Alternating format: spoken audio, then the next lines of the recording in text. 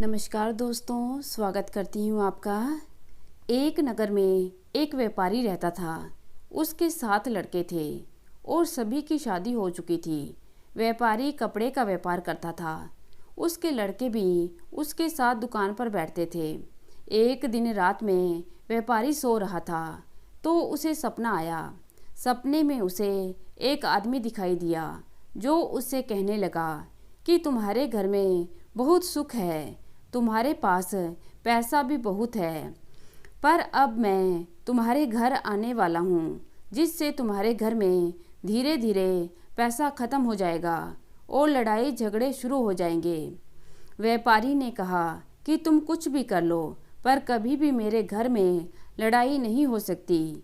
अगले दिन सुबह व्यापारी उठा और रोज़ की तरह नहा धोकर दुकान पर चला गया। उसके लड़के भी उसके साथ चले गए। उस दिन उसकी पत्नी और बेटों की पत्नियों ने खाना बनाया।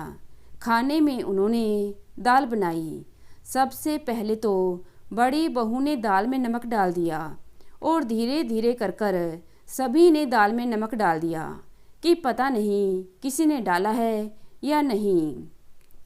इस तरह दाल में कम से कम आधे से ज़्यादा नमक हो गया और शाम को व्यापारी और उसके लड़के वापस आए और खाना खाने के लिए बैठे।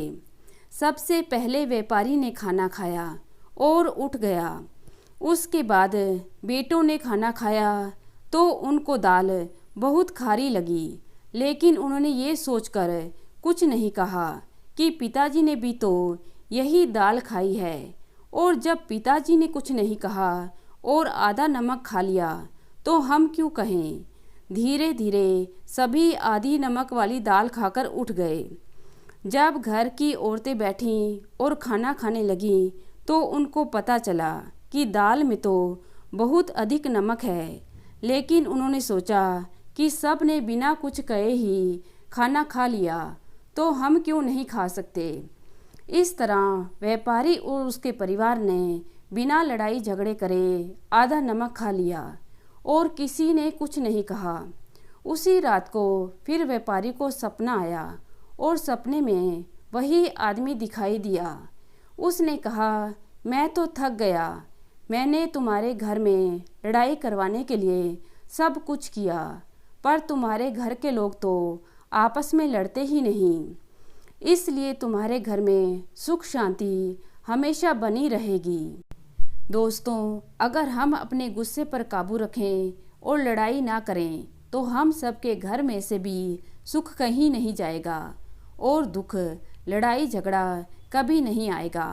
व्यापारी और उसका परिवार सहनशीलता से आपस में मिलजुल कर रहते थे, इसलिए उनमें से किसी ने लड़ाई नहीं की।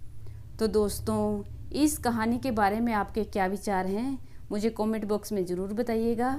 अगर चैनल पर नए हैं तो चैनल को सब्सक्राइब कर लीजिएगा। धन्यवाद।